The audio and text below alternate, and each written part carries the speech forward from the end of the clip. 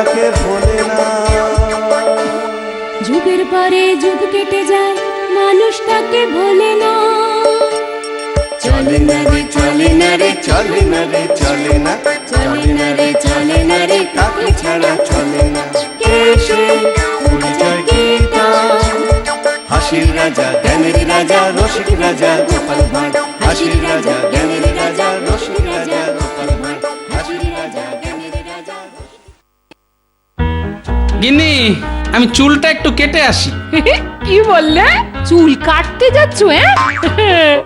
আহা, মুখে নেই গোঁফ দাড়ি, মাথা ভর্তি টাকের হাঁড়ি, ঘাড়ের নিচে বাবদি চুল, নাড়ালে দোলে দুল দুল। সেটা আবার কাটতে যাচ্ছে। আহা, একটা শুভ কাজে যাবার সময় টাক নিয়ে টিপ্পনি কেটো না তো।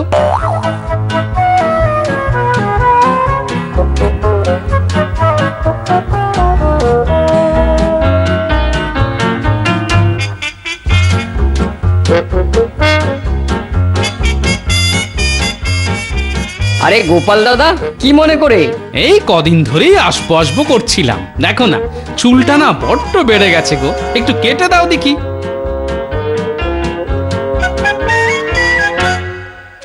রাজসভায় আজ ছুটি পাওয়া গেছে, যাই টক করে চুলটা কেটে আর গোঁফটা ছেটে আসি। কৈলাস, আমার চুলটা একটু কেটে দে দেখি। এই তো গোপাল দাদার হয়ে গেছে, এবার আপনারটা ধরবো। বাহ, চমৎকার হয়েছে। সত্যি তোমার হাতের কি গুণ গো, হ্যাঁ? বয়সটা যেন 10 বছর কমে গেল। তাহলে আসি ভাই।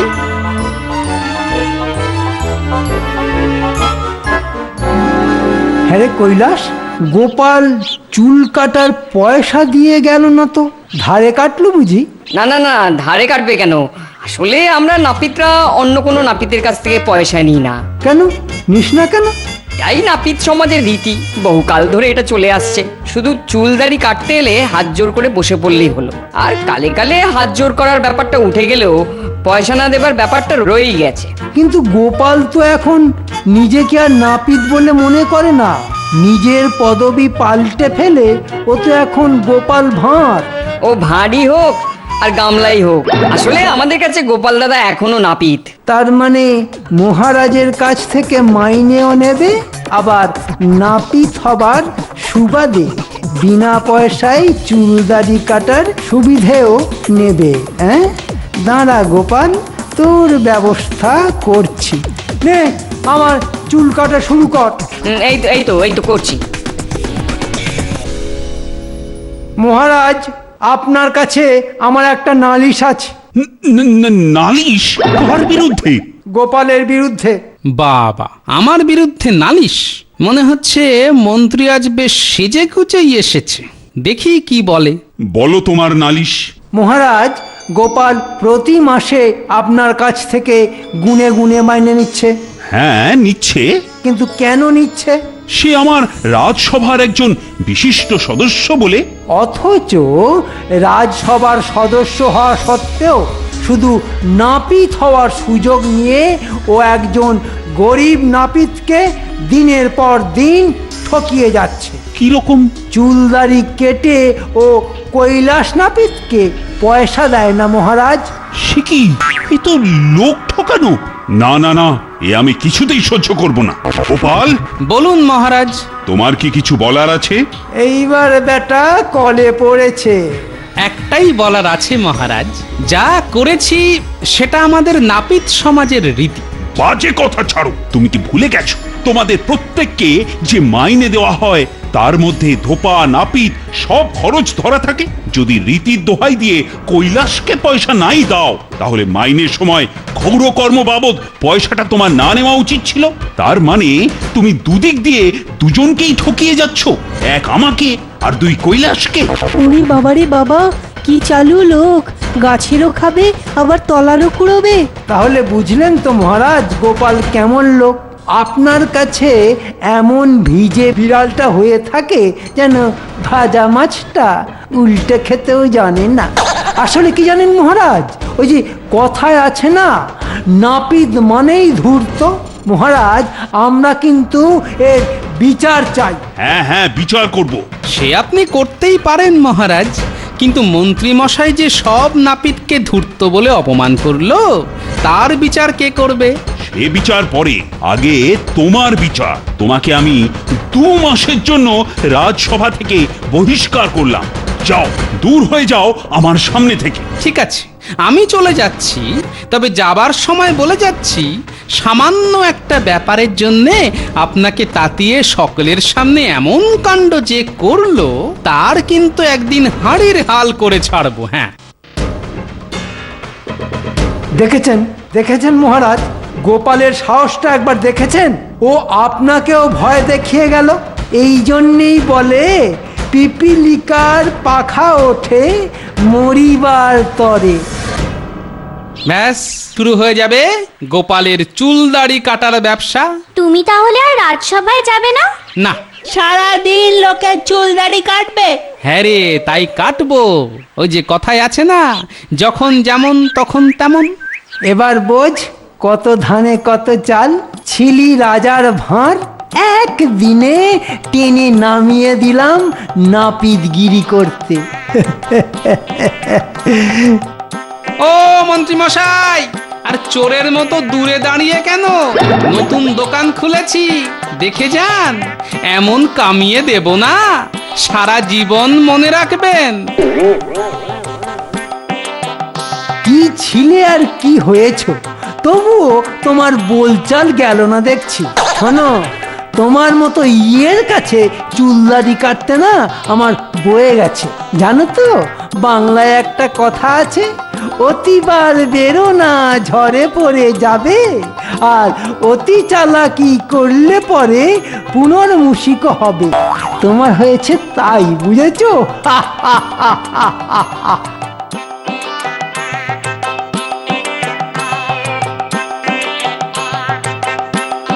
ঠিক আছে, কে কাকে ইঁদুর বানায় দেখা যাবে। তাহলে যা শুনেছিলাম তা সত্যি? শেষকালে তুমিও চুল দাড়ি কাটার দোকান খুলে বসলে? এতে ক্ষতি কি ভাই? জানো তো, কোনো কাজই ছোট নয়। তবু তুমি আমাদের থেকে আলাদা। তুমি গোপাল ভাঁড়, আমাদের এই কৃষ্ণনগরের গর্ব। আমি তোমাকে এই অবস্থায় দেখতে চাইনি গোপাল দাদা। আমাকে এই অবস্থায় দেখতে না চাইলে তো তোমাকে একটা কাজ করতে হবে ভাই। বলো কি কাজ? তুমি যা বলবে আমি তাই করব। তাহলে এই রাজ্যের সব নাপিতদের এক জায়গায় জড়ো করো। সকলের সাথে কিছু কথা আছে আমার। আগামীকালই আমি সকলকে এক জায়গায় জড়ো করার চেষ্টা করছি।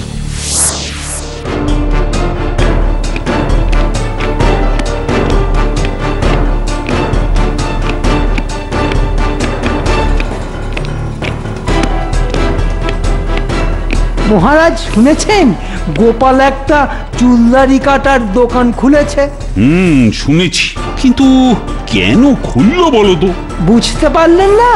শুধুমাত্র সকলের সামনে আপনাকে হেয় করার জন্যে দোকান খুলে ও আপনাকে বোঝাতে চাইছে যে আপনার বরখাস্তে ওর কিছু যায় আসে না।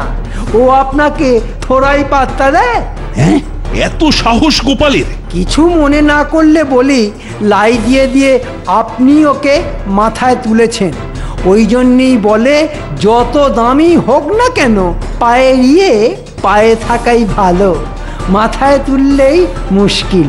ব্যাপারটা কিন্তু আমার একেবারে ভালো লাগছে না। আমাদের সকলের আদরের গোপাল শেষে কিনা 5 জনের চুল দাড়ি কামিয়ে পেট চালাবে।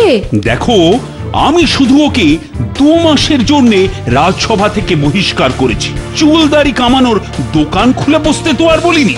আমার মনে হয় তোমার ওপর অভিমান করে গোপাল এসব করছে। শোনো, আমি বলি কি, গোপালকে কাছে ডেকে সবকিছু মিটমাট করে নাও। না না না, তোমার এই অনুরোধ আমি রাখতে পারছি না রানী। কেন রাখতে পারছো না? কেন? গোপাল অত্যন্ত অন্যায় করেছে। সে গাছেরও খেয়েছে, আবার তলারও কুড়িয়েছে। এমন হাজার অন্যায় তো আমাদের মন্ত্রী মশাইও 2 বেলা করে যায়। এই মরেছে, এ রানীমা যে আমাকে নিয়ে টানাটানি শুরু করে দিল। এ আপনি কি বলছেন রানীমা? আমি আর গোপাল কি এক? আপনি যদি গোপালের মতো হতেন, তাহলে মনে হয় এই রাজ্যের অনেক উন্নতি হতো। হ্যাঁ গা, মহারাজের উপর রাগ করে এই বুড়ো বয়সে তো খুব দোকান খুলে বসলে, তা সামলাতে পারবে তো? হঠাৎ করে হাসলে যে। তুমি কি ভাবলে আমি চিরকাল এই কাজটাই করে যাব? করবে না? পাগল নাকি? আমি শুধু একজনকে একটু শিক্ষা দেবার জন্য এত কিছু করছি। কাকে? সেটা তো এখন বলবো না, তবে সময় এলেই সব কিছু দেখতে পাবে। গোপাল দাদা, ও গোপাল দাদা! ওই যে কৈলাস এসে গেছে, দাঁড়াও আসছি।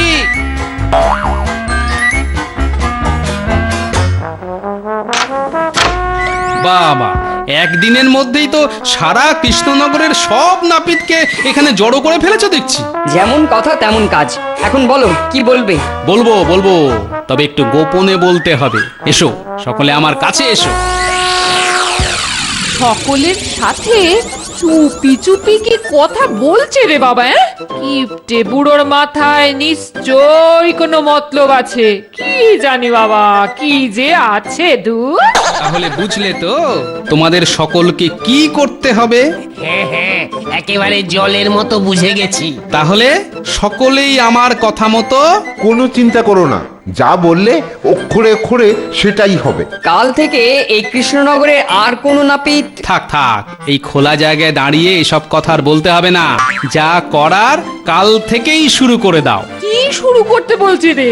কি জানি বাবা, বুড়োর মতি গতি এত দিনেও বুঝতে পারলাম না দূর।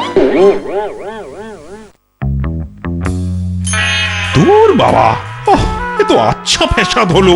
আজ 7 দিন হয়ে গেল খৌরকার আমার দাড়ি কামাতে এলো না। এদিকে এক মুখ দাড়ি গোঁফ নিয়ে আমি তো নাজেহাল। কি রক্ষী, আমার খৌরকারের সন্ধান পেলে? না মহারাজ, আপনার নাপিতকে কোথাও পেলাম না। আর শুধু আপনার নাপিত কেন, সমস্ত কৃষ্ণনগরে কোনো নাপিত নেই। সকলেই নাকি একসাথে তীর্থ করতে বেরিয়ে গেছে। বলো কি গো, সারা কৃষ্ণনগরে একজনও নাপিত নেই? আচ্ছা আচ্ছা, ওরা কবে ফিরবে সেটা জেনে এসেছো তো? কবে ফিরবে সেটা কেউ বলতে পারলো না মহারাজ। তবে যতদূর শুনে এলাম তাতে মনে হয় অনেক দূর তীর্থ করতে গেছে। যেতে আসতে প্রায় মাসখানেক লাগবে। সর্বনাশ, মাসখানেক! এই ততদিনে তো আমার মুখ চুলদাড়ি জঙ্গলে ভরে যাবে। সেটা তো আমিও ভাবছি মহারাজ। এই দেখুন না, আমারও সারা মুখ কেমন দাড়ি গোঁফে ভর্তি। এদিকে আবার আগামী সপ্তাহে নবাব বাহাদুরের কৃষ্ণনগর পরিদর্শনে আসার কথা। তিনি যদি এসে আমাদের মুখ ভর্তি দাড়ি গোঁফ দেখেন, তাহলে তো সেটা খুব লজ্জার ব্যাপার হবে। আমি একটা কথা বলবো? বলো বলো। বলছিলাম কি, আমাদের ওই গোপাল দাদা তো একটা চুল দাড়ি কাটার দোকান খুলে বসেছে, ওকে ডেকে আনলে হয় না? সেটা মন্দ বলনি, কিন্তু সে কি আসবে? কেন আসবে না মহারাজ? আমার মনে হয় আপনি একবার ডাকলেই ও আসবে। তাহলে দেখো, বলে কয়ে তাকে ধরে আনতে পারো কিনা। দেখো আমার চুল কাটা আবার তোমার পছন্দ হলো কিনা। বাহ বাহ, খুব ভালো হয়েছে। এই জন্যই বলে ওই বুদ্ধিমান লোক যেটাই করে সেটাতেই সোনা ফলিয়ে দেয়।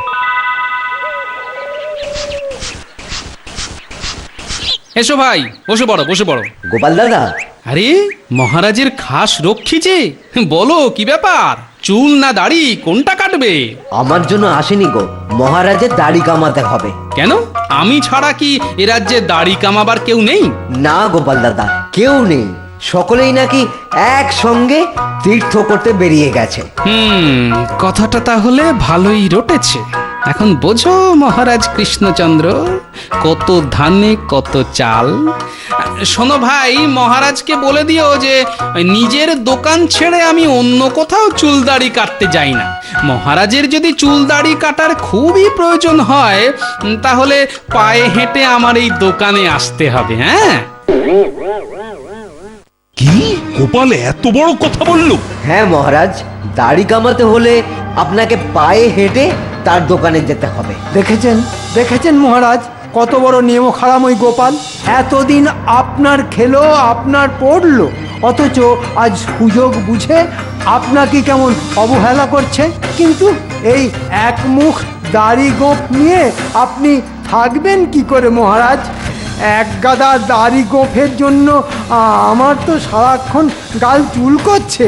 তাহলে যাও, যেখান থেকে পারো ক্ষৌরকা ধরে নিয়ে এসো, না হলে কিন্তু আমি তোমায় ছাড়বো না।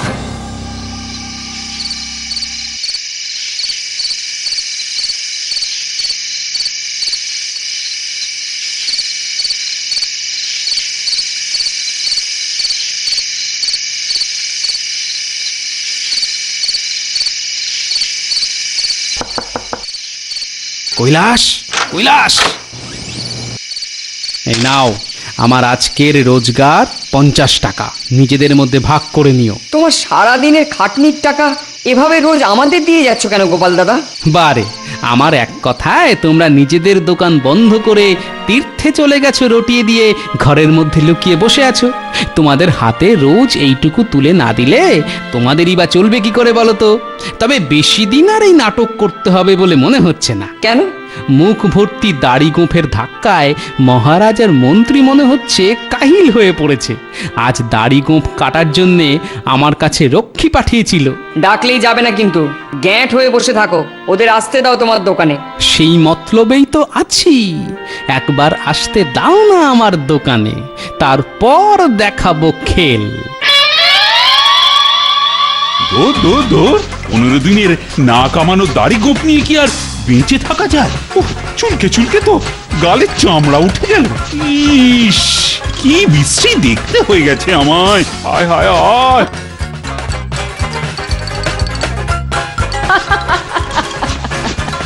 যেন আস্ত একটা বন মানুষ।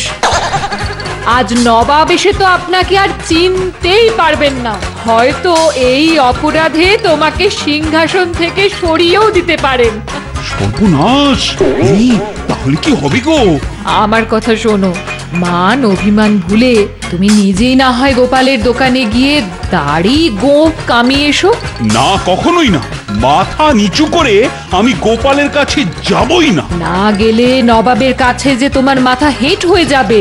সব ওই হতচ্ছাড়া মন্ত্রীটার জন্য। বেটার কথায় দুম করে মাথাটা এমন গরম হয়ে গেল না। বেটা শুধু উঠতে বসতে গোপালের নামে লাগাতে পারে, অথচ কদিনে একটাও নাপিত নিয়ে আসতে পারলো না। ঠিক আছে, আমি গোপালের কাছেই যাব।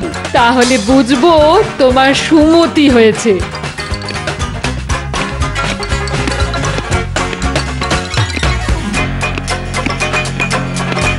মহারাজ কি গোপালের কাছে যাচ্ছেন?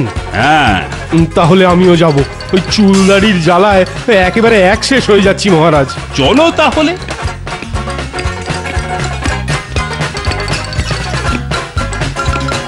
আমরাও যাব, আমরাও যাব।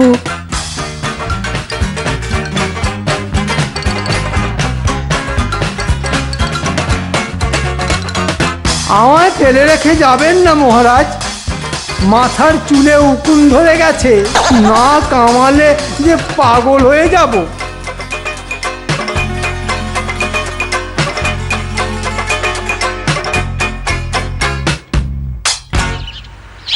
আরে কি সৌভাগ্য আমার, গোপাল নাপিতের দোকানে আজ এত মানিগুণীদের পায়ের ধুলো পড়লো। তা বলুন, কাকে আগে কামাবো? আমাকে আমাকে আমাকে আমাকে আগে আমাকে আমাকে আমাকে আগে আমাকে আমাকে ওরে বাবা, আর পারছি না, আমাকে আমাকে। আপনারা সকলেই আমার সম্মানীয় খদ্দের, তাই কাউকেই বঞ্চিত করব না আমি। নিন, বসে পড়ুন। চেয়ারে বসলে 10 টাকা, টুলে বসলে 5 টাকা, মোড়ায় বসলে 3 টাকা, আর ইটে বসলে 1 টাকা।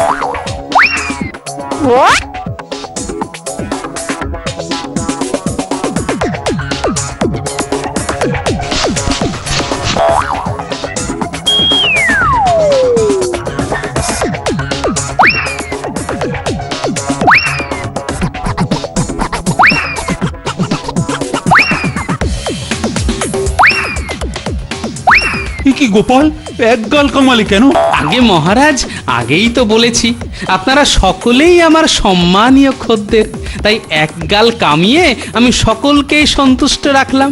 চিন্তা করবেন না, এক্ষুনি সকলের অপর গালটাও কামিয়ে দেব। কি হলো? এই রে, বড্ড বেগ এসে গেছে। চিন্তা করবেন না মহারাজ, আমি যাব আর আসবো।